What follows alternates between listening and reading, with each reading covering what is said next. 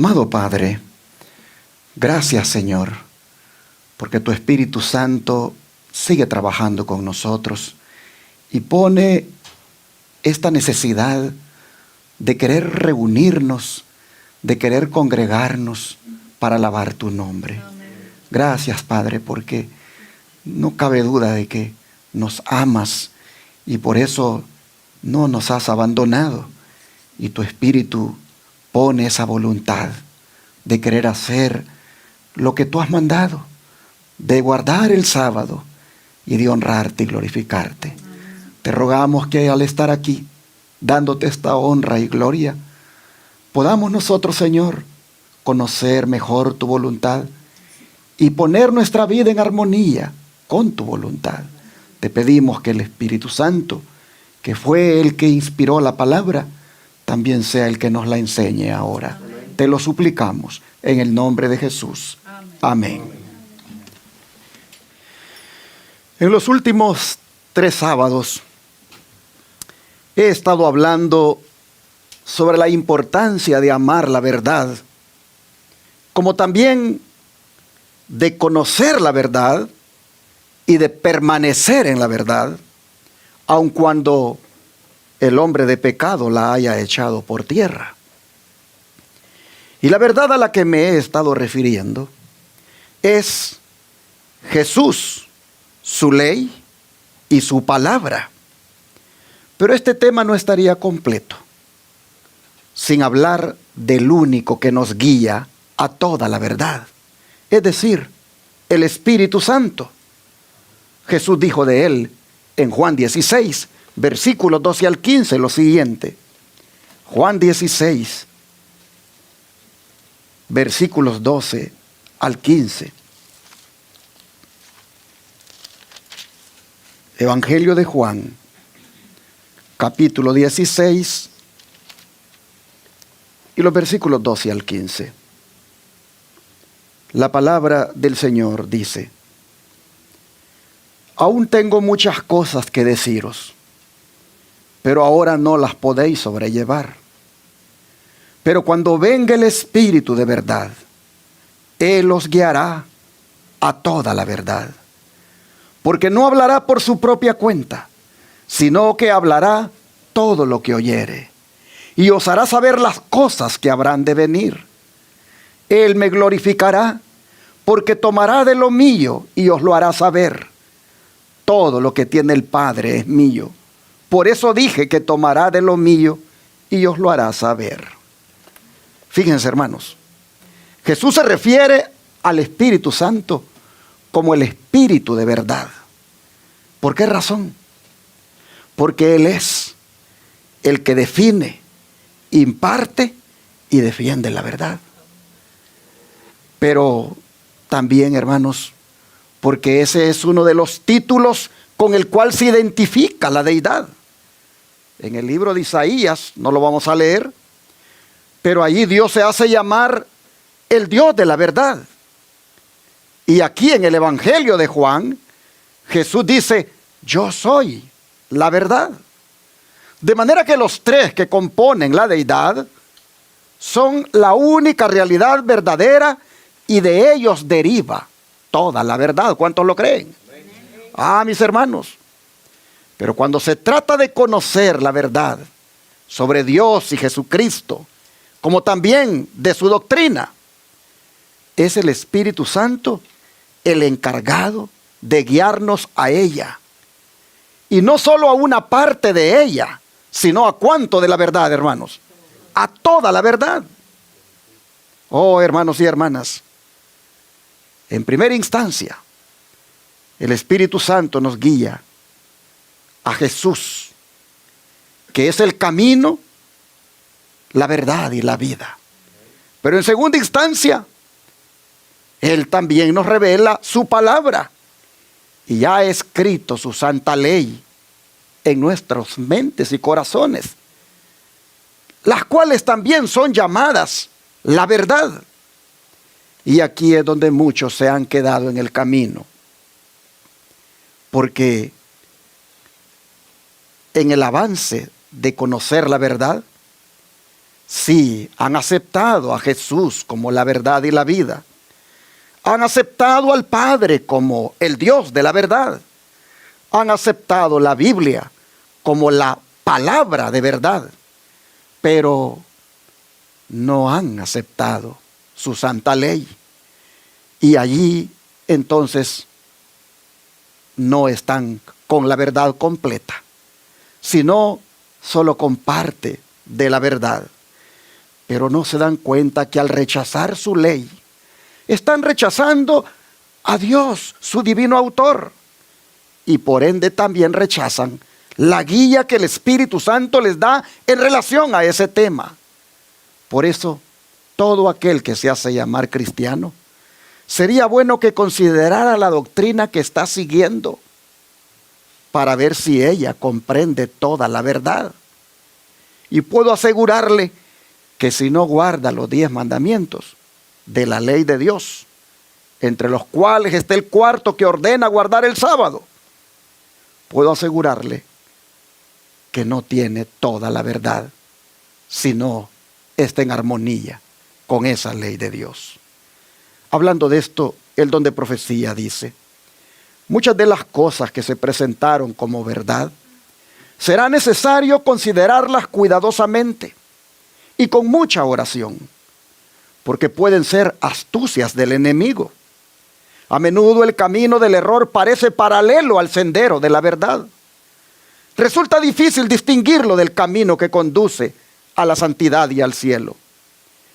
Pero la mente, alumbrada por el Espíritu Santo, puede ver que dicho sendero se aparta del buen camino y que después de cierto tiempo los dos caminos están muy separados el uno del otro. Así está escrito en Joya de los Testimonios, tomo 3, página 268. Pero miren ustedes, ¿quiénes son los que pueden ver que dicho sendero se aparta del buen camino? ¿Cuál sendero? Ese sendero del error. ¿Quiénes son los que pueden ver? Solo los que tienen su mente alumbrada por el Espíritu Santo. Ellos son los que miran que los dos caminos, el del error y la verdad, que parecen paralelos, al final están bien separados el uno del otro. De manera que, amable televidente y radio oyente, yo te invito por el Espíritu Santo a que conozcas toda la verdad. Yo te invito a que te dejes guiar por el Espíritu Santo. Es más, lo que dije hace un momento, que si no guardamos los 10 mandamientos, no tenemos toda la verdad, se complica aún más. Porque ni siquiera tenemos el Espíritu Santo cuando no queremos nada con los 10 mandamientos. Jesús lo dijo bien claro en Juan 14, versículo 15 al 17. Juan 14, versículo 15 al 17. Dice el Señor: si me amáis, guardad mis mandamientos, y yo rogaré al Padre, y os dará otro consolador, para que esté con vosotros para siempre. El Espíritu de verdad, el cual el mundo no puede recibir, porque no le ve ni le conoce.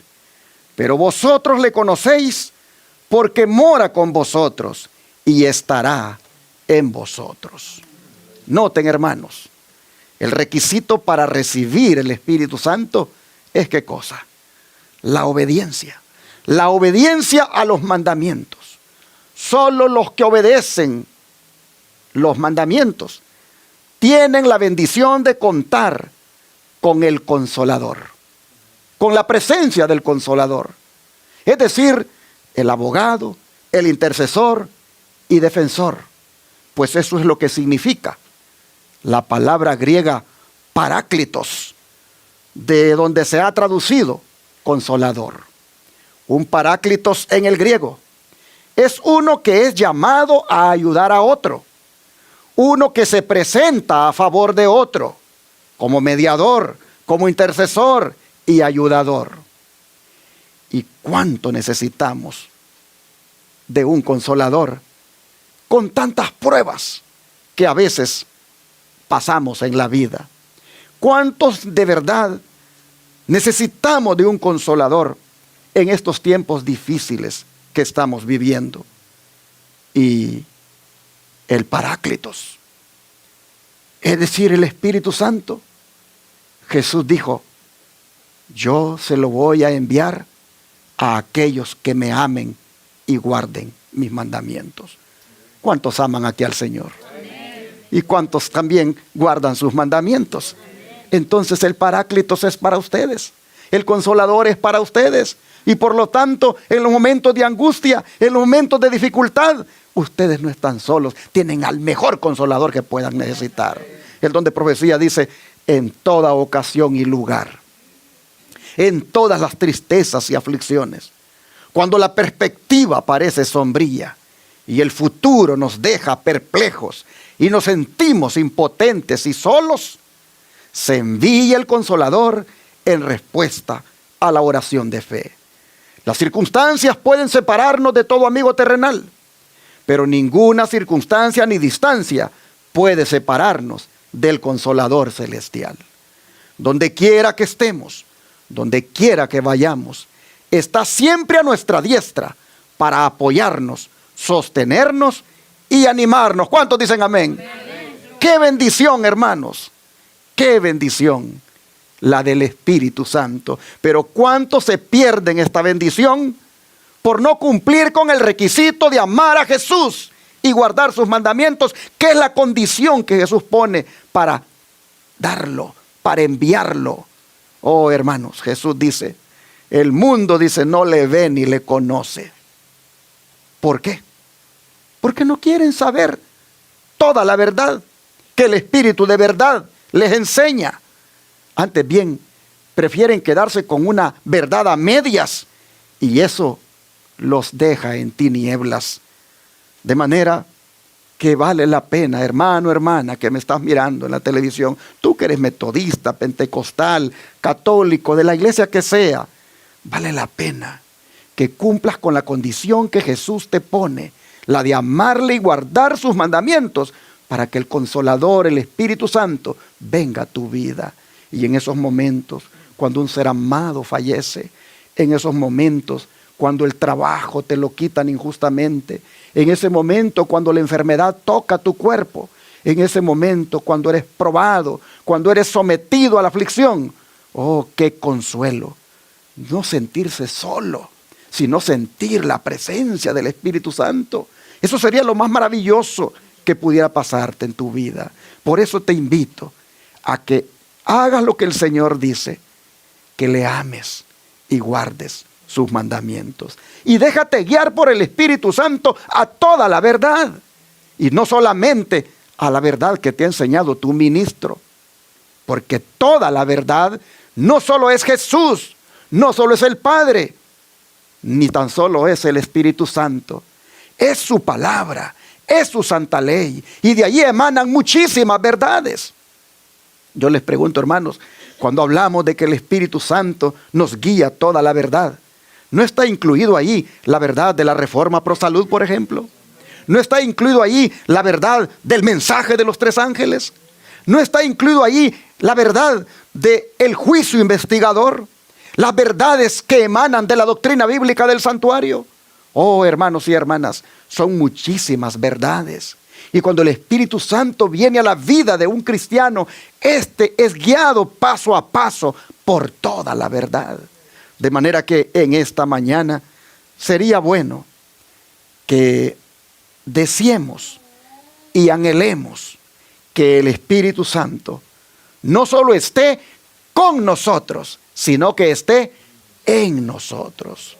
Porque Jesús dijo, el mundo no le ve ni le conoce, pero con ustedes va a estar. Y no solo va a estar con ustedes, sino que va a estar en ustedes. ¿Cuál es la diferencia entre que el Espíritu Santo esté con nosotros a que esté en nosotros? ¿Cuál es la diferencia? La diferencia, hermanos, es la intimidad que hay, la comunión que hay con Él a nivel personal. Nosotros sabemos que el Espíritu Santo está en este momento con nosotros. ¿Cuántos lo creen? Amén. Pero ¿cuánto les gustaría que esté en ustedes? Amén. Oh, hermanos, allí es donde debemos enfocarnos. de que no solo esté con nosotros, sino que esté en nuestra vida. Oh, mis hermanos, cuando el Espíritu Santo está en nosotros, Él viene como ese pronto auxilio en las tribulaciones. De manera que debemos estar más que agradecidos por la bendición del Espíritu Santo. El don de profecía sigue hablándonos de él lo siguiente. Dice: el Consolador es llamado el Espíritu de verdad, y su obra consiste en definir y mantener la verdad. Primero mora en el corazón como el Espíritu de verdad, y así llega a ser el Consolador.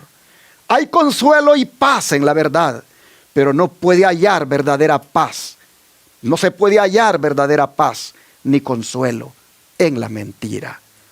De manera que yo creo que cuando nosotros, por la gracia del Señor, hemos conocido todas las verdades, entre las cuales está la de la santa ley de Dios y su cuarto mandamiento que nos manda guardar el sábado, yo creo, hermanos, que eso nos ha traído un gran consuelo, ¿sí o no? Porque nosotros estábamos engañados en cuanto a esas cosas. Creíamos la mentira en relación a esos temas. Pero hoy, hermanos, qué consuelo da haber encontrado la verdad. Dice que es el Espíritu Santo el que ha hecho eso con nosotros. Por medio de falsas teorías y tradiciones, dice, es como Satanás obtiene su poder sobre la mente, induciendo a los hombres a adoptar normas falsas. Tuerce el carácter. Pero por medio de las Escrituras, el Espíritu Santo habla a la mente y graba la verdad en el corazón. Y así expone el error y lo expulsa del alma. Por el Espíritu de verdad, obrando por la palabra de Dios, es como Cristo subyuga a sí mismo a sus escogidos.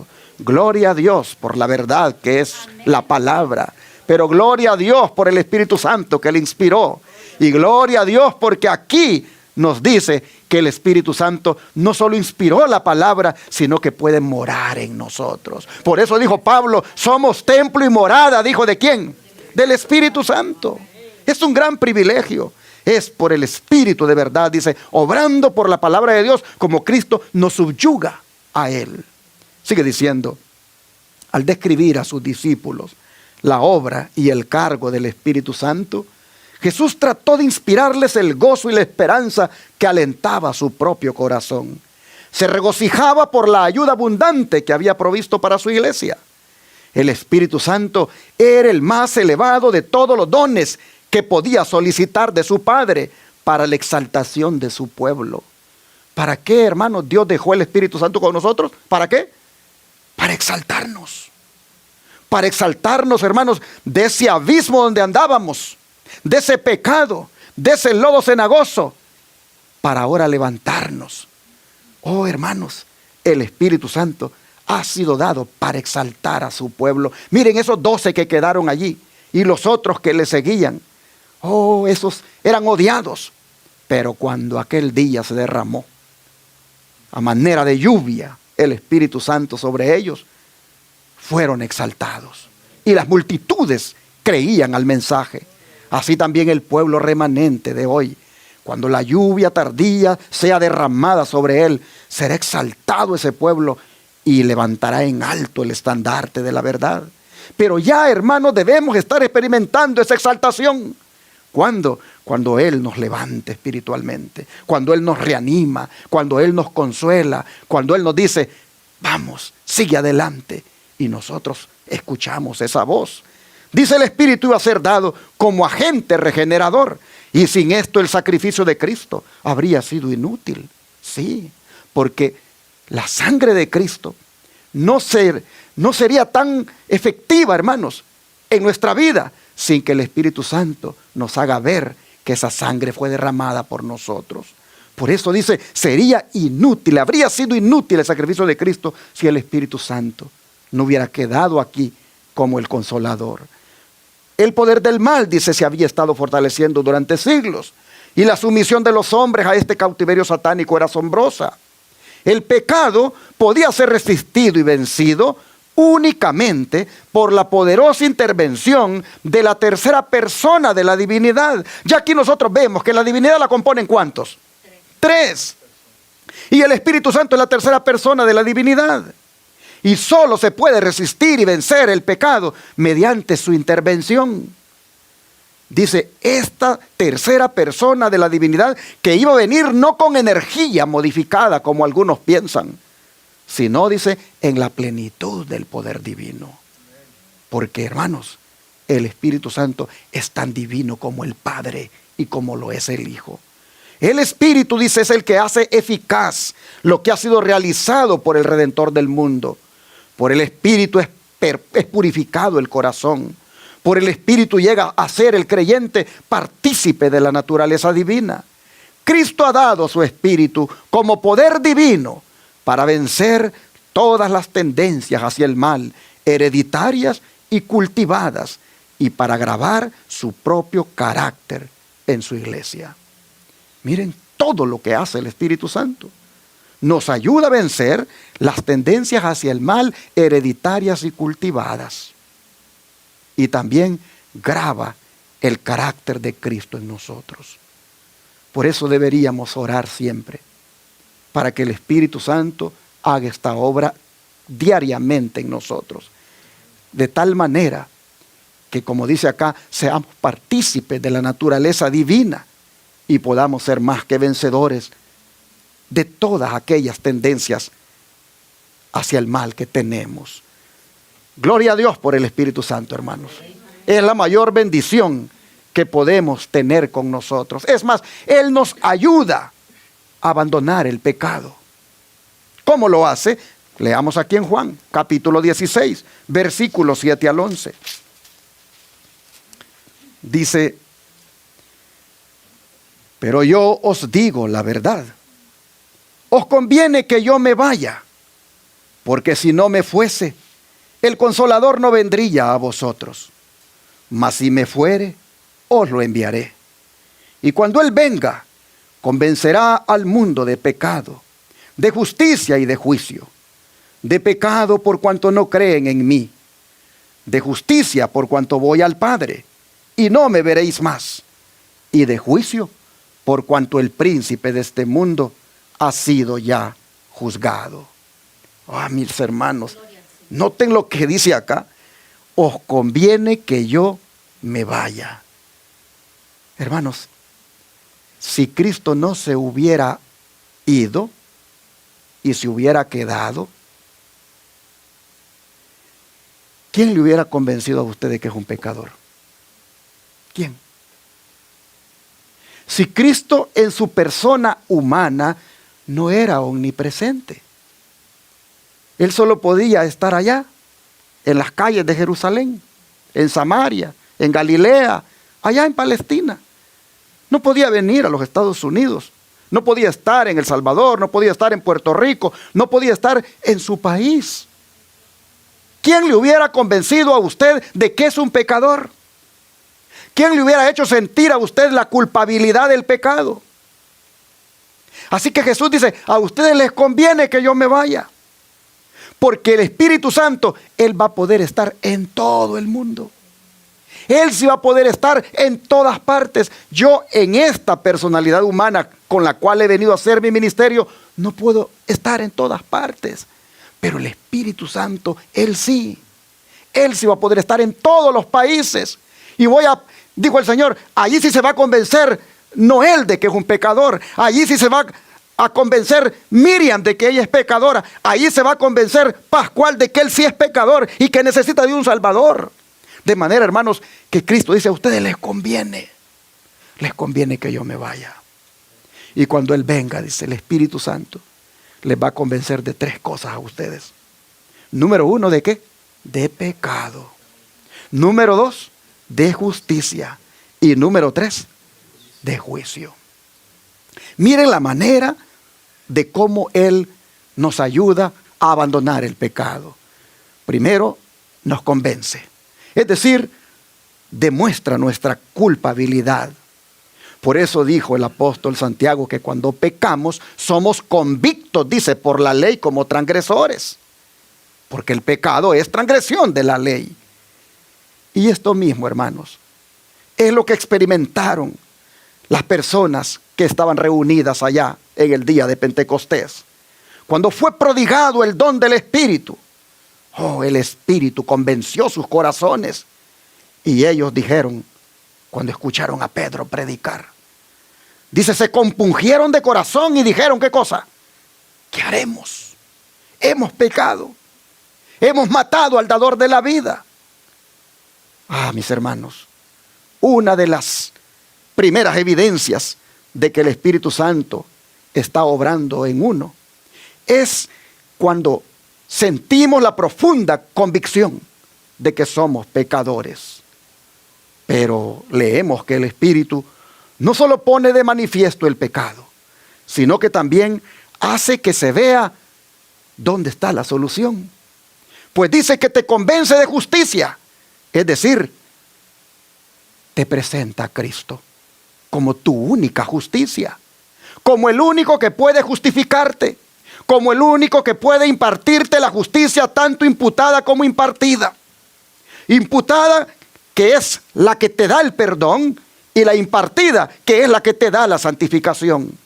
En otras palabras, después que Cristo te ha hecho sentir, después de que el Espíritu Santo te ha hecho sentir culpable, ahora te dice, mira, hay justicia en Cristo. Hay en Él perdón. Hay en Él santificación. Por eso te convence, hermano, hermana, para que tú vengas a la justicia, para que seas justificado por la fe. Hermanos, pero si no quieres nada con la justicia, entonces te convence de qué cosa? De juicio. Es decir, te hace ver de que vas a enfrentar el juicio venidero entonces.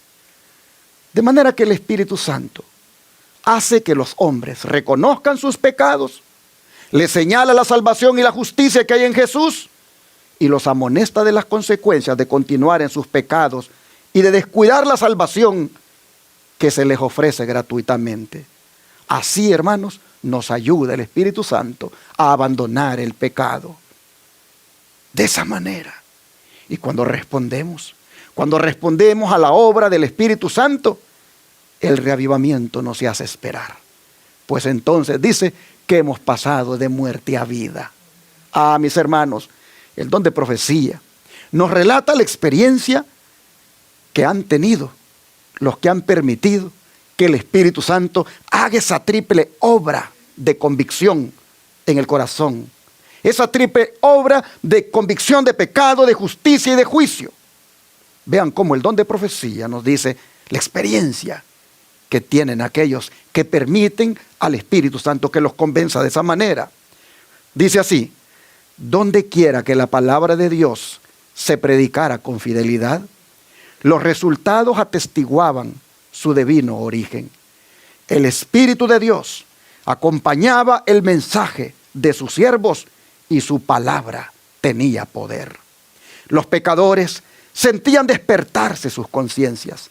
La luz que alumbra a todo hombre que viene a este mundo iluminaba los lugares más recónditos de sus almas y las ocultas obras de las tinieblas eran puestas de manifiesto.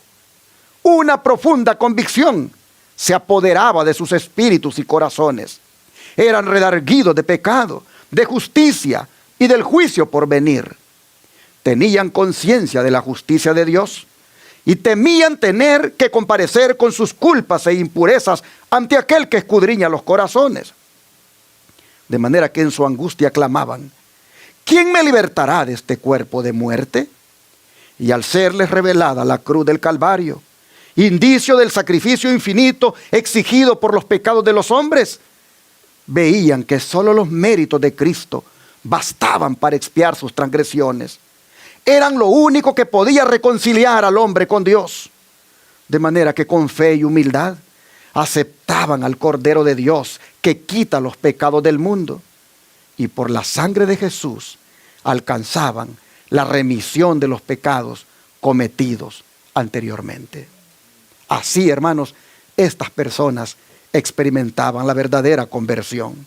Dice que estos creyentes hacían frutos dignos de su arrepentimiento. Creían y eran bautizados y se levantaban para andar en novedad de vida, como nuevas criaturas en Cristo Jesús. No para vivir conforme a sus antiguas concupiscencias, sino por la fe en el Hijo de Dios, para seguir sus pisadas, para reflejar su carácter y para purificarse a sí mismos, así como Él es puro. Amaban lo que antes aborrecieran y aborrecían lo que antes amaran. Los orgullosos y tercos se volvían mansos y humildes de corazón. Los vanidosos y arrogantes se volvían serios y discretos. Los profanos se volvían piadosos, los borrachos sobrios y los corrompidos puros. Las vanas costumbres del mundo eran puestas a un lado. Los cristianos no buscaban el adorno exterior del rizado de los cabellos, de la ataviarse con joyas de oro o el de la compostura de los vestidos, sino el oculto del corazón, que consiste en la corrupción de un espíritu, en la incorrupción de un espíritu manso y tranquilo. Esa es la hermosura en la presencia de Dios. Miren ustedes, hermanos, no puede una persona decir que tiene el Espíritu Santo en su vida y todavía maquillándose, todavía poniéndose joyas, todavía andando mal vestido, todavía andando en bailes. Hermanos, no puede esa persona decir que tiene el Espíritu Santo en su vida. Es mentira. Porque cuando el Espíritu Santo viene a la vida de un hijo de Dios, llámese mujer u hombre, los cambios se miran. Y esos cambios vienen de adentro hacia afuera. Usted no lo hace porque, ay, me va a ver por ahí la hermana y a ver qué va a pensar de mí. Oh, es que hoy voy para la iglesia y ahora sí tengo que ir. No. Usted lo hace todo el tiempo. No importa quién le mire, porque usted sabe que eso es un cambio que el Espíritu Santo ha obrado en usted. Hay un cambio en la manera de ser, hermanos. Dice que los reavivamientos producían en muchos profundo recogimiento y humildad. Eran caracterizados por llamamientos solemnes y fervientes hechos a los pecadores por una ferviente compasión hacia aquellos a quienes Jesús compró por su sangre. Hombres y mujeres oraban y luchaban con Dios para conseguir la salvación de las almas. Los frutos de semejantes reavivamientos se echaban de ver en las almas que no vacilaban ante el desprendimiento y los sacrificios, sino que se regocijaban de ser tenidas por dignas de sufrir oprobios y pruebas por causa de Cristo. Se notaba una transformación en la vida de los que habían hecho profesión de seguir a Jesús. Y la influencia de ellos beneficiaba a la sociedad. Recogían con Cristo y sembraban para el Espíritu a fin de cosechar la vida eterna. Se podía decir de ellos que fueron contristados para arrepentimiento. Porque el dolor que es según Dios obra arrepentimiento saludable del que no hay que arrepentirse. Mas el dolor del siglo, ese obra para muerte. Porque he aquí esto mismo que según Dios fuisteis contristados. Cuánta solicitud ha obrado en vosotros, y aún defensa, y aún enojo, y aún temor, y aún gran deseo, y aún celo, y aún vindicación. En todos habéis mostrado limpios en el negocio. Así lo dice 2 Corintios 7, 9 al 11. Y esto es, hermanos, en relación a lo que los corintios sintieron después que Pablo les había enviado la primera carta. En la primera carta, Pablo había amonestado a esa iglesia de que toleraba mucho el pecado.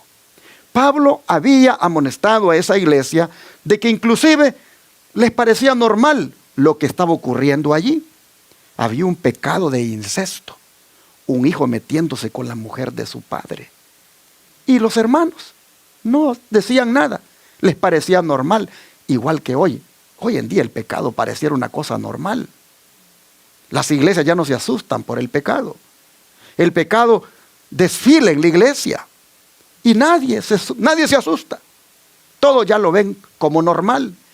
Pablo les había enviado una carta a los corintios y les había reprendido por eso. Pero en esta segunda carta, según lo cita aquí el don profético, él los felicita. Porque después de la amonestación que él les dio en su primera carta, los hermanos entraron en reflexión y comenzaron a experimentar un arrepentimiento por la manera como ellos miraban este asunto del pecado. Y comenzaron a sentirse tristes de ver de que ellos realmente no llamaban al pecado por su nombre.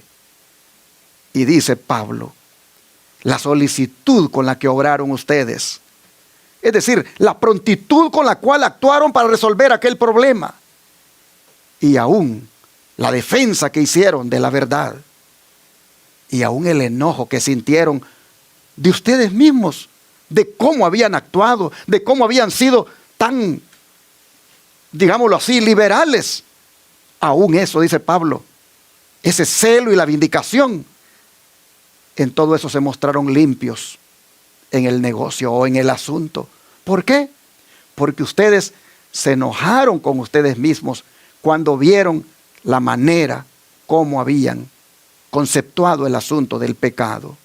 Pero hermanos, dice el don de profecía, y por eso lo puse en amarillo, que ese es el resultado, dice, de la acción ¿de quién? Del Espíritu de Dios. Solo el Espíritu de Dios pudo hacer a los corintios que cambiaran su actitud y que arreglaran aquel problema. Solo el Espíritu de Dios pudo haberles hecho sentir como enojados de sí mismos por la manera tan tranquila como habían visto las cosas. Dice el apóstol, una reforma, dice el Espíritu de profecía, una reforma en la vida es la única prueba segura de un verdadero arrepentimiento. Se reformaron las cosas en la iglesia. Si restituye la prenda, dice, si devuelve lo que robó, si confiesa sus pecados, si ama a Dios y a sus semejantes, el pecador puede estar seguro de haber encontrado la paz con Dios. Tales eran los resultados que en otros tiempos acompañaban a los reavivamientos religiosos. Hoy se habla de semana de reavivamiento y se invita al predicador X, y este viene y hace llamados y la gente viene llorando adelante, pero la gente sigue igual, no hay cambios. Hubo reavivamiento solamente en esa semana, pero luego desaparecen los reavivamientos. No hay transformación, no hay un cambio de vida. Aquí estamos viendo los reavivamientos que verdaderamente son obrados por el Espíritu Santo. Estos traen un cambio. El ladrón, si robó, devuelve lo que robó. Se pone a cuentas, hace como Zaqueo. Devuelve cuadruplicado lo que se robó. Es decir, restituye la prenda. Si ofendió, pide perdón. No solamente dice ofendí y ya se olvidó tal vez la persona. No, va y busca y dice perdóneme. Oh hermanos, esos son los verdaderos reavivamientos obrados por el Espíritu Santo. El que va acompañado de un cambio, de una transformación, de frutos. Dice que cuando se los juzgaba por sus frutos, se veía que eran bendecidos de Dios para la salvación de los hombres y el mejoramiento de la humanidad. ¿Cuántos quieren un reavivamiento así, hermanos? Amén. Solo el Espíritu Santo nos lo puede dar. Aquel que bajo el símbolo de una paloma vino a Jesús el día de su bautismo. ¿Y por qué vino bajo el símbolo de una paloma? El don de profecía nos lo dice. Directamente del Padre procedió la luz de su gloria. Se abrieron los cielos y rayos de gloria descansaron sobre el Hijo de Dios. Y tomaron la paloma en apariencia bruñida de oro. La forma semejante a la paloma era un emblema de la humildad y amabilidad de Cristo. Río Angel 1:21, 1873. Así que no era una paloma en sí, sino la luz de la gloria de Dios que tomó forma de paloma, la cual es símbolo de la humildad y amabilidad de Cristo, características que también poseen el Padre y el Espíritu Santo. Llama la atención que águila, gallina y paloma son usados por la deidad para mostrar sus rasgos de carácter.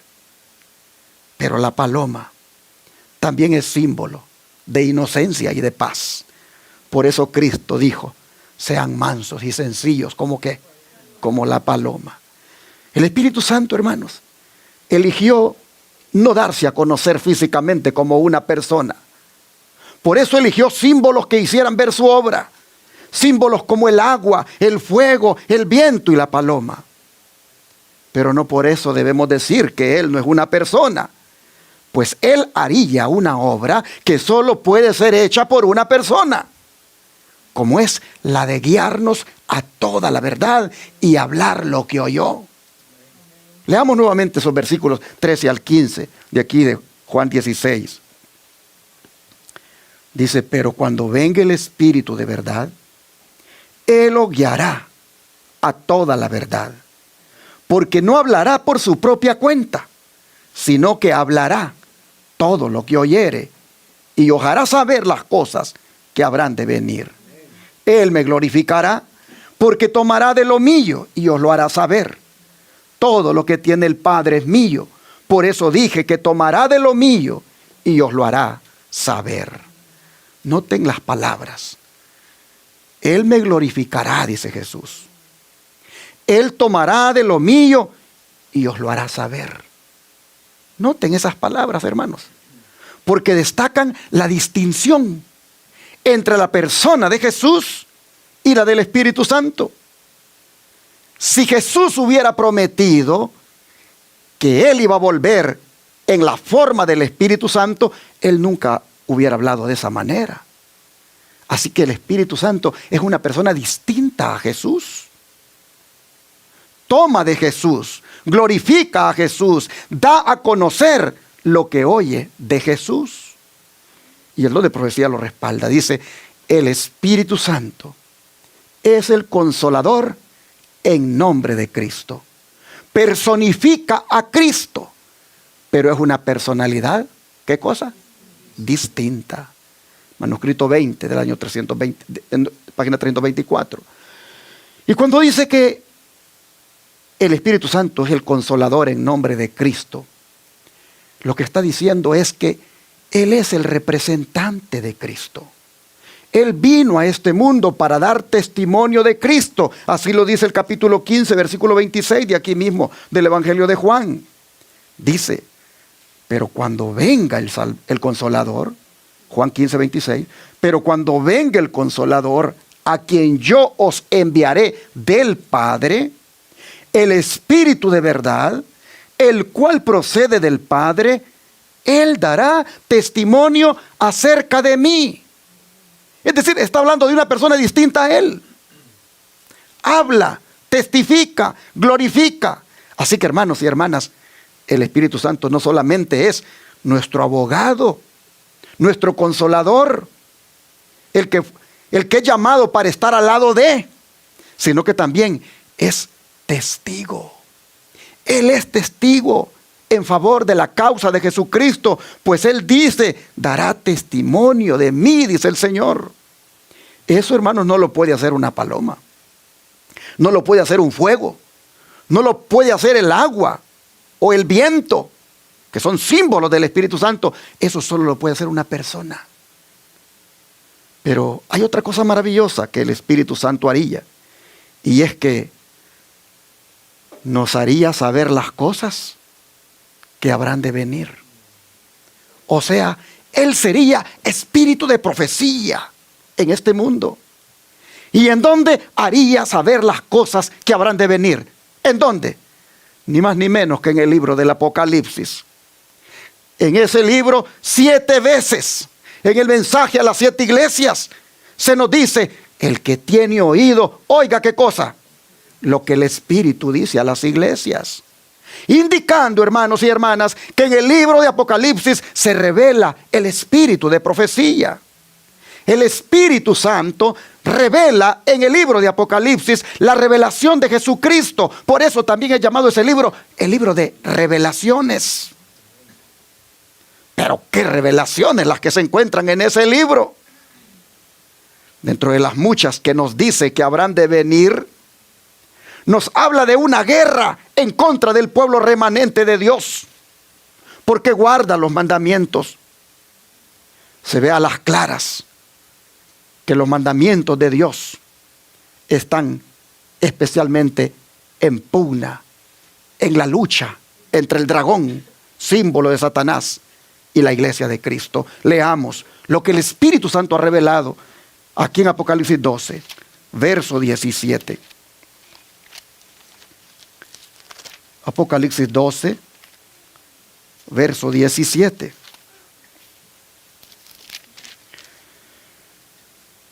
Entonces, el dragón se llenó de ira contra la mujer y se fue a hacer guerra contra el resto de la descendencia de ella, los que guardan los mandamientos de Dios y tienen el testimonio de Jesucristo. Hermanos y hermanas, Satanás, representado aquí por el dragón, hace guerra, no contra toda la iglesia, sino contra el remanente de ella. ¿Por qué solo contra el remanente de ella? Porque ese remanente tiene dos características que a él le ofenden mucho. Y es que guarda los mandamientos de Dios y tiene el testimonio de Jesucristo. ¿Puede usted identificarse con ese remanente? ¿Sí o no? Hermanos, por la gracia de Dios, sí. ¿Quién nos guió a la verdad de los 10 mandamientos? El Espíritu Santo. ¿Quién nos guió a la verdad del espíritu de profecía? El Espíritu Santo. ¿Quién nos ha dado el testimonio de Jesucristo y de su plan de salvación, como también de sus revelaciones en el libro de Apocalipsis? ¿Quién nos las ha dado? El Espíritu Santo. Y es por esas revelaciones que nosotros, el Espíritu Santo, puso en el corazón que los mandamientos debían ser guardados, obedecidos. Y por eso guardamos el sábado. Porque allí en el 4.º mandamiento dice, guarda el día sábado para santificarlo. De manera, hermanos y hermanas, que con quién esté enojado Satanás. El dragón está enojado con el remanente que guarda los mandamientos de Dios y tiene el testimonio de Jesucristo. ¿Cómo me gustaría que usted, hermano televidente, usted que todavía no ha guardado el sábado y no ha entendido o no ha querido respetar los mandamientos de Dios, cómo me gustaría que usted le pusiera atención a Apocalipsis 12, 17 y entendiera que si no es del remanente que guarda los mandamientos de Dios y tiene el testimonio de Jesucristo, usted no es del pueblo de Dios. Porque el verdadero pueblo de Dios, contra el cual Satanás hace guerra, está enojado, ese guarda los mandamientos de Dios, tiene el testimonio de Jesús, que no es otra cosa que el espíritu de profecía. Así lo dice Apocalipsis 19:10. Leámoslo. Apocalipsis 19:10 dice: yo me postré a sus pies para adorarle, y él me dijo, mira, no lo hagas. Yo soy consiervo tuyo y de tus hermanos que retienen el testimonio de Jesús. Adora a Dios, porque el testimonio de Jesús es, ¿qué cosa, hermanos? El espíritu de profecía. En otras palabras, es el Espíritu Santo hablando a través del don profético. El espíritu de profecía, hermanos, es el Espíritu de Dios obrando a través de uno de los dones que Él dio, como es el don de profecía, el cual por la gracia de Dios nosotros tenemos en esos escritos de la hermana Elena White. A ella, el Espíritu Santo que le dio ese don de profecía, le reveló las cosas que, como dice allí, habrán de venir. A ella, el Espíritu Santo le hizo ver las cosas que habrían de venir en relación a la ley de Dios y el 4.º mandamiento que manda guardar el sábado. Ella dice, porque el Espíritu Santo se lo reveló, que lo relacionado a la marca de la bestia de Apocalipsis 13 tiene que ver con una ley dominical que va a imponer la imagen de la bestia, símbolo de los Estados Unidos. Y que lo va a hacer en homenaje a la bestia semejante a un leopardo, la cual es símbolo del papado. ¿Qué les parece si leemos lo que el Espíritu Santo nos dice que habría de venir? Ya leímos que habrá una guerra en contra de los que guardan los mandamientos de Dios y el testimonio de Jesucristo, y que tienen el testimonio de Jesucristo, el cual es el Espíritu de profecía. Pero ¿cómo es que esa guerra se va a dar? ¿Quiénes serán los agentes que el dragón usará? Ni más ni menos que la bestia semejante a un leopardo, símbolo del papado, y la imagen de la bestia, símbolo de los Estados Unidos. Pero para verlo y leerlo con nuestros propios ojos, vamos, ¿qué les parece? Aquí Apocalipsis 13, y miremos lo relacionado a la primera bestia, a la semejante a un leopardo, y luego miraremos lo que el Espíritu Santo ha revelado tocante a esa bestia. Apocalipsis 13, versículo 1 al 10, dice: me paré sobre la arena del mar, y vi subir del mar una bestia que tenía 7 cabezas y 10 cuernos, y en sus cuernos 10 diademas, y sobre sus cabezas un nombre blasfemo. Y la bestia que vi era semejante a un leopardo, y sus pies como de oso, y su boca como boca de león. Y el dragón le dio su poder y su trono y grande autoridad. Vi una de sus cabezas como herida de muerte, pero su herida mortal fue sanada. Y se maravilló toda la tierra en pos de la bestia. Y adoraron al dragón que había dado autoridad a la bestia. Y adoraron a la bestia diciendo: ¿quién como la bestia y quién podrá luchar contra ella? También se le dio boca que hablaba grandes cosas y blasfemias. Y se le dio autoridad para actuar 42 meses. Y abrió su boca en blasfemias contra Dios, para blasfemar de su nombre, de su tabernáculo y de los que moran en el cielo. Y se le permitió hacer guerra contra los santos y vencerlos. También se le dio autoridad sobre toda tribu, pueblo, lengua y nación. Y la adoraron todos los moradores de la tierra, cuyos nombres no estaban escritos en el libro de la vida del Cordero, que fue inmolado desde el principio del mundo. Si alguno tiene oído, oiga. Si alguno lleva en cautividad, va en cautividad. Si alguno mata a espada debe ser muerto. Aquí está, ¿qué cosa, hermanos? La paciencia de los santos. Oh, hermanos, nosotros tenemos aquí a esta bestia, semejante a un leopardo, que prácticamente es un poder político religioso, porque la emprende contra Dios y hace que la gente la adore. El Espíritu Santo, a través del don de profecía que le dio a la hermana Elena White, le dijo de qué se trataba esta bestia. ¿Quién sería? Se los pongo acá. Dice en el capítulo 13, versículos 1 al 10, se describe otra bestia parecida a un leopardo, a la cual el dragón dio su poder y su trono y grande autoridad. Este símbolo, como lo han creído la mayoría de los protestantes, representa ¿a quién, hermanos? Al papado, el cual heredó el poder y la autoridad del antiguo imperio romano. Se dice de la bestia parecida a un leopardo, que le fue dada una boca que hablaba cosas grandes y blasfemias, y abrió su boca para decir blasfemias contra Dios, para blasfemar su nombre y su tabernáculo, y a los que habitan en el cielo. Y le fue permitido hacer guerra contra los santos y vencerlos. Y le fue dada autoridad sobre toda tribu y pueblo y lengua y nación. Esta profecía, que es casi la misma que la descripción del cuerno pequeño en Daniel 7, se refiere sin duda ¿a quién, hermanos? Al papado. Conflicto de los siglos, página 434. Y así, el Espíritu Santo le dijo a la mensajera del Señor que el papado vendría a ser un enemigo de Dios y de su pueblo. Pero el papado no obraría solo. Veamos lo que dicen los versículos 11 en adelante, hasta el 18, de aquí mismo, de Apocalipsis 13. Dice: después vi otra bestia que subía de la tierra, y tenía 2 cuernos semejantes a los de un cordero, pero hablaba como dragón, y ejerce toda la autoridad de la primera bestia en presencia de ella, y hace que la tierra y los moradores de ella adoren a la primera bestia, cuya herida mortal fue sanada. También hace grandes señales, de tal manera que aún hace descender fuego del cielo a la tierra delante de los hombres, y engaña a los moradores de la tierra con las señales que se le ha permitido hacer en presencia de la bestia, mandando a los moradores de la tierra que le hagan imagen a la bestia que tiene la herida de espada y vivió.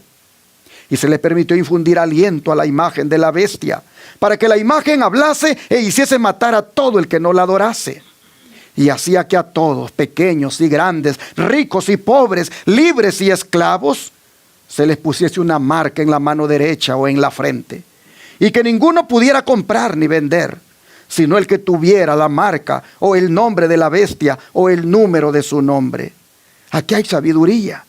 El que tiene entendimiento cuente el número de la bestia, pues su número es número de hombre y su número es 666. Ahora escuchemos o leamos lo que el Espíritu Santo, a través del don de profecía, le dijo al hermano Aguay, lo que representaba esta otra bestia de 2 cuernos. Ya vimos lo que le dijo en relación a la bestia semejante a un leopardo. Le dijo, es el papado. Ahora vamos a ver lo que le dijo el Espíritu Santo de lo que habría de venir en relación a esta otra segunda bestia. ¿Quién es? Así dice el don de profecía dado por el Espíritu Santo a Ellen White. El profeta dice, vi otra bestia que subía de la tierra y tenía 2 cuernos semejantes a los de un cordero. Tanto el aspecto de esta bestia como el modo en que sube indican que la nación que representa difiere de las representadas en los símbolos anteriores. ¿Cuál era, pregunta, en 1798, la nación del Nuevo Mundo, cuyo poder estuviera entonces desarrollándose, de modo que se anunciara como nación fuerte y grande, capaz de llamar la atención del mundo? La aplicación del símbolo no admite duda alguna. Una nación, y solo una, responde a los datos y rasgos característicos de esta profecía. No hay duda de que se trata aquí, ¿de qué país, hermanos? De los Estados Unidos de Norteamérica. Conflicto de los siglos, página 435. Y sigue diciendo, ¿pero qué es la imagen de la bestia? ¿Y cómo se formará? La imagen es hecha por la bestia de 2 cuernos y es una imagen de la primera bestia. Así que para saber a qué se asemeja la imagen y cómo será formada, debemos estudiar los rasgos característicos de la misma bestia, es decir, el papado. Y vemos que cuando la iglesia primitiva se corrompió, al apartarse de la sencillez del evangelio y al aceptar costumbres y ritos paganos, perdió el espíritu y el poder de Dios. Y para dominar las conciencias, buscó el apoyo del poder civil. ¿Y cuál fue el resultado de eso? Fue el papado. Es decir, una iglesia que dominaba el poder del Estado y se servía de él para promover sus propios fines y especialmente para extirpar la herejía.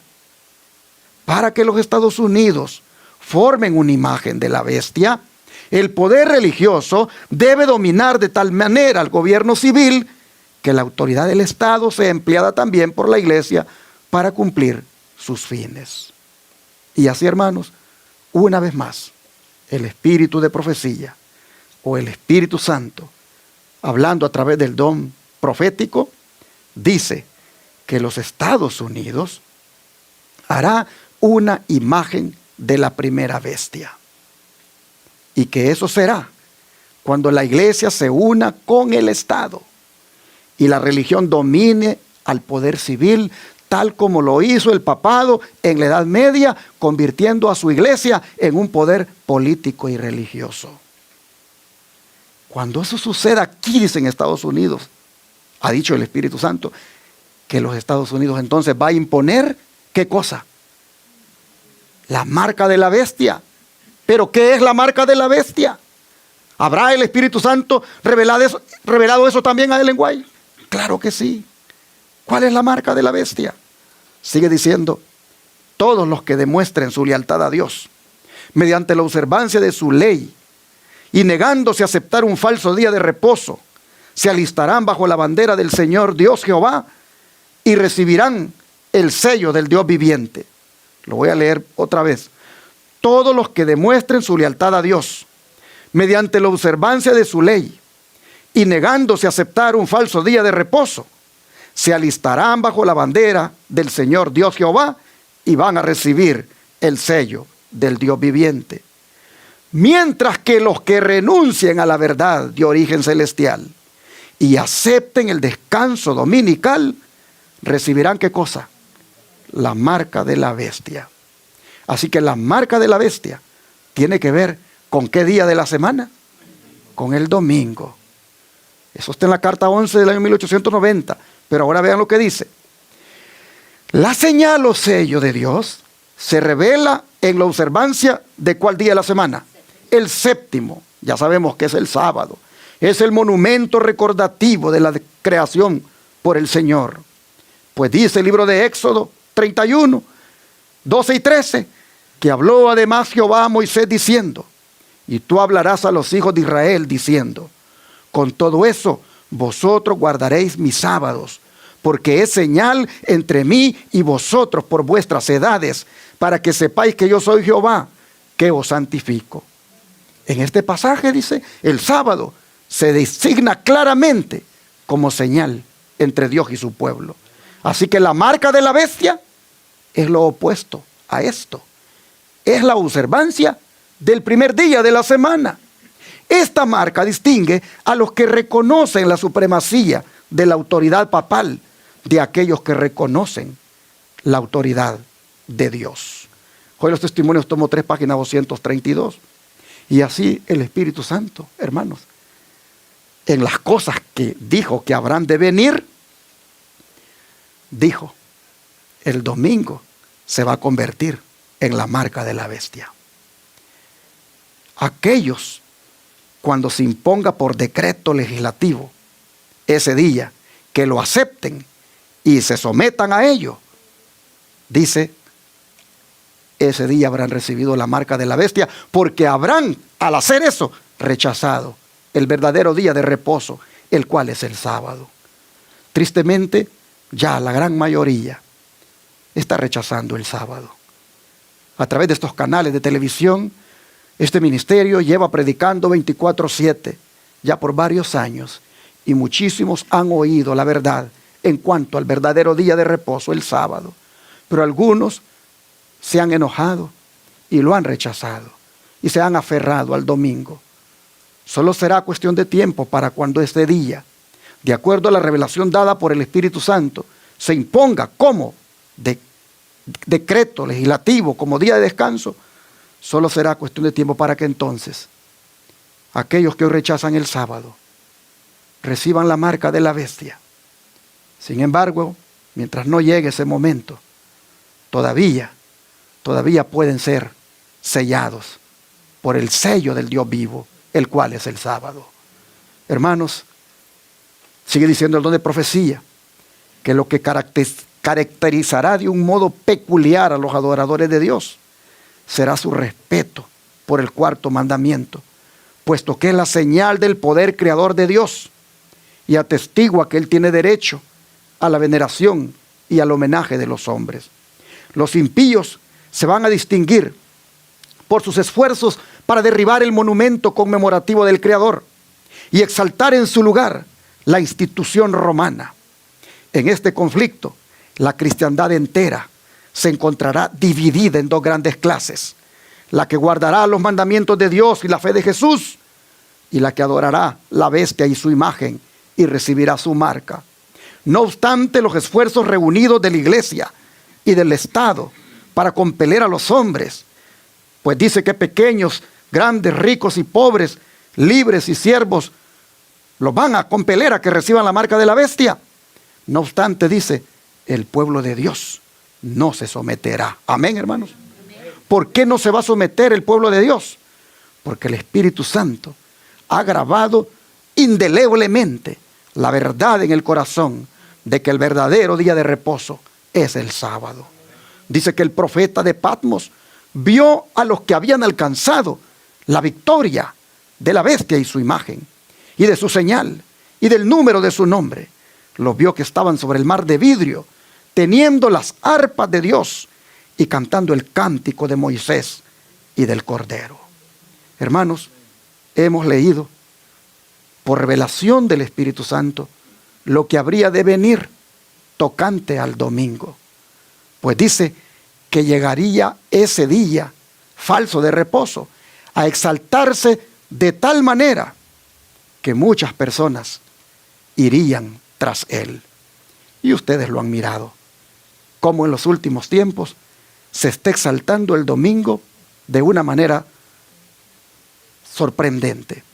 Ustedes pueden ver cómo los políticos abogan por un día domingo sin trabajo. ¿Por qué? Porque todavía la gente va a los moles, todavía los centros comerciales están abiertos, todavía los estadios están abiertos, todavía hay gasolineras abiertas. Es decir, todavía hay gente en el mundo trabajando.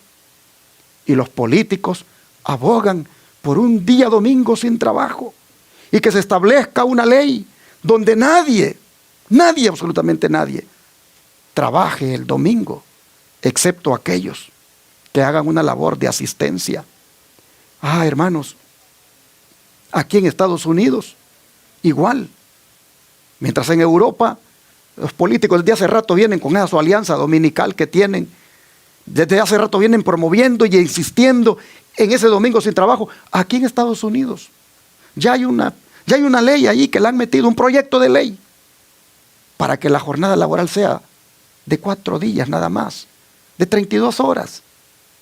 Pero cuando el comité que tiene que bregar para ver si esa ley la siguen puliendo y destacando para que la aprueben, se reúne, ellos dicen que eso va a ayudar para que la gente regrese a la iglesia los domingos.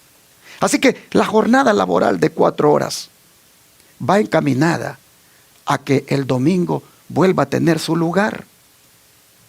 Llamaba la atención cuando el senador Murphy, allí en el Senado, decía, esto debe ser una política pública, esto de que la gente vuelva a recuperar los valores. Y la jornada laboral de 32 horas va a ayudar, porque la gente va a volver a la iglesia. Así, hermanos, bajo un derecho social o laboral, se exaltará el domingo para venir más tarde a lo que el Espíritu Santo ha revelado, a imponerlo como marca de la bestia a través de esa ley dominical que quieren establecer. Dice el don de profecía que el partido del domingo se está fortaleciendo en sus pretensiones falsas, y esto significará opresión para los que decidan guardar el sábado del Señor. Por lo tanto, dice, debemos ubicarnos en un lugar donde podamos cumplir plenamente con el mandamiento del sábado. Pues el Señor declara, 6 días trabajarás y harás toda tu obra, mas el 7º día es reposo para Jehová tu Dios, no hagas en él obra alguna.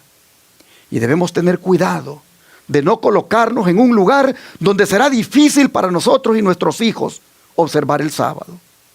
Si en la providencia de Dios podemos conseguir lugares lejos de las ciudades, el Señor quiere que lo hagamos, pues nos esperan, ¿qué cosa? Tiempos difíciles.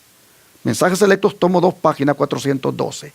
Sigue diciendo, cuando el poder con el que se inviste a los reyes es aliado de lo bueno, ello se debe a que el que lleva la responsabilidad está bajo la influencia divina. Cuando el poder está aliado con la maldad, está ligado con los instrumentos satánicos y obrará para destruir a los que son propiedad del Señor. El mundo protestante ha establecido un día de reposo idolátrico en el lugar donde debería estar el sábado de Dios, y va en pos de las pisadas del papado. No sé cuántos miraron ustedes ese video que anda ahí circulando, ¿verdad? Donde todos los eurodiputados allá en el Parlamento Europeo hablan todos a favor de ese domingo sin trabajo. Hasta hacen memoria de Constantino el Grande, cuando él impuso el domingo como el día de reposo por ley. La primera ley dominical que se conoce es la que fue impuesta por Constantino el Grande. Pero los eurodiputados hasta hacen alusión a eso como algo que debería hacerse hoy.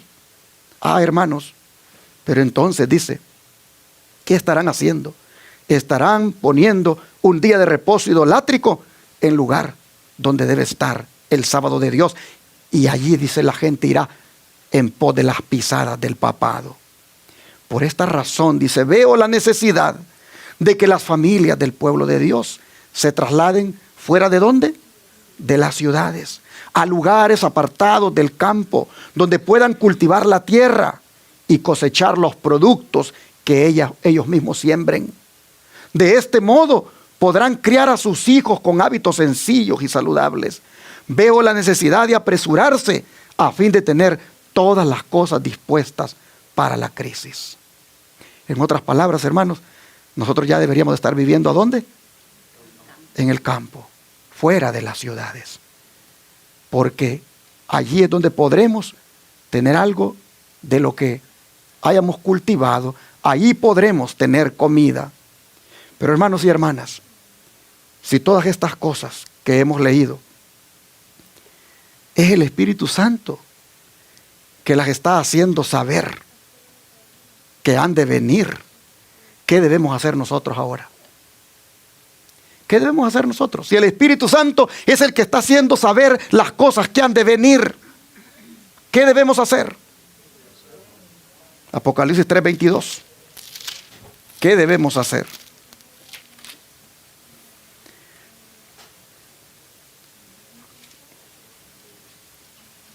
Vean lo que debemos hacer.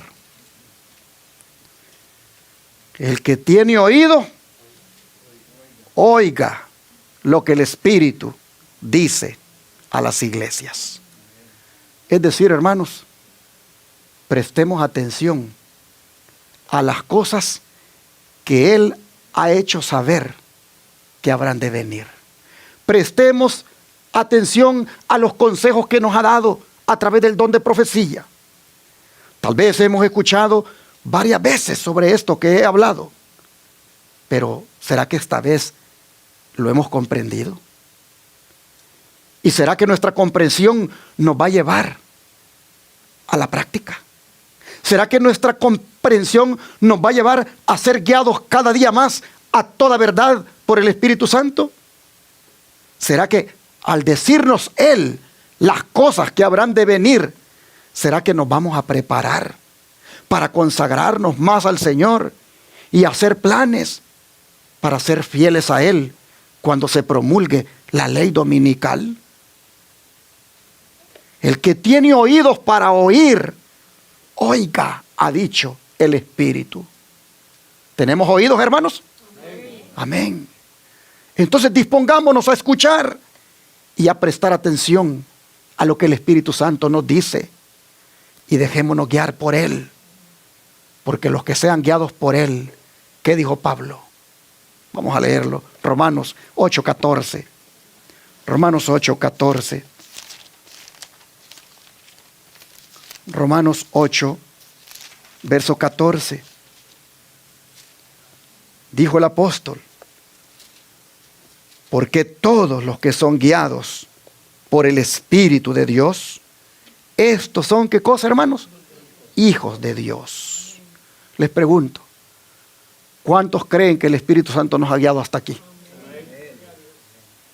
Hermanos, el Espíritu Santo nos ha guiado a estas verdades.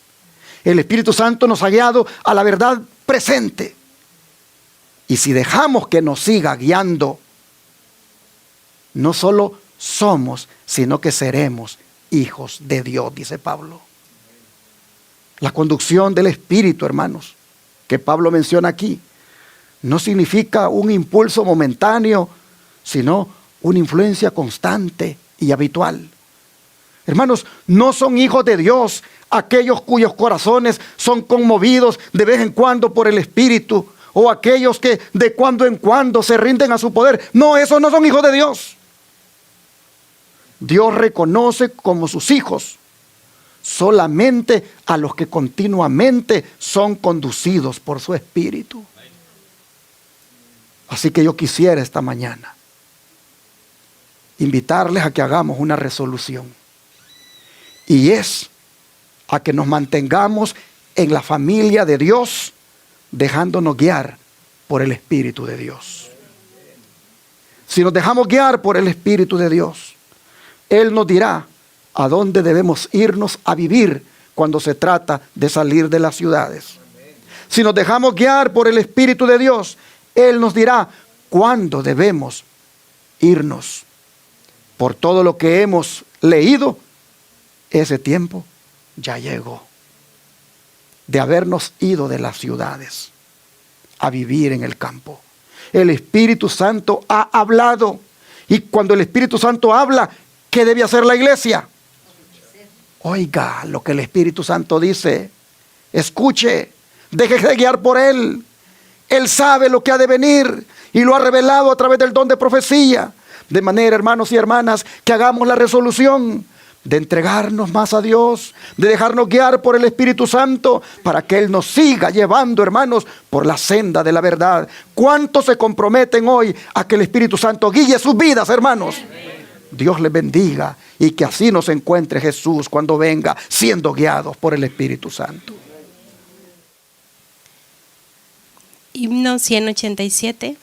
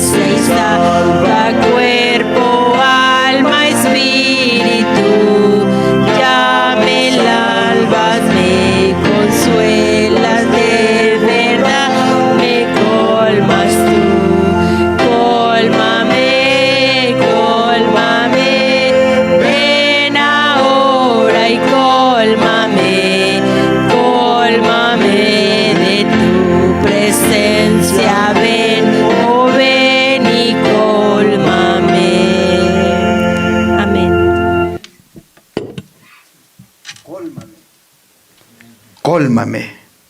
Ven ahora y cólmame. Cólmame de tu presencia. Hemos cantado. ¿Qué hemos cantado? Que el Señor nos llene de su presencia. Porque si Él es el único que te guía a toda verdad, y Él es el único que te dice las cosas que habrán de venir, entonces Él es tu mejor consejero. Tú necesitas que Él llene tu vida. Tú necesitas que no esté el Espíritu Santo en este mundo, sino que esté, hermano, hermana, en tu vida. Tú no necesitas que el Espíritu Santo esté en la iglesia. Tú necesitas que el Espíritu Santo esté en ti. Amén. Por eso has cantado, cólmame, lléname. Oh, hermanos, si todos fuéramos llenos del Espíritu Santo, imagínense las grandes maravillas que haríamos. ¿Cómo seríamos de poderosos? Por eso debemos orar ahora para pedirle al Espíritu Santo que venga y nos llene con su presencia. ¿Cuántos quieren que le pidamos que venga, hermanos? Vamos a arrodillarnos y vamos a pedirle.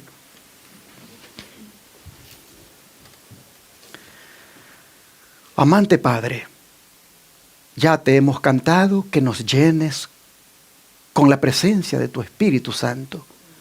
Pero ahora lo decimos con nuestra oración que te hacemos, que eso pueda suceder desde ya.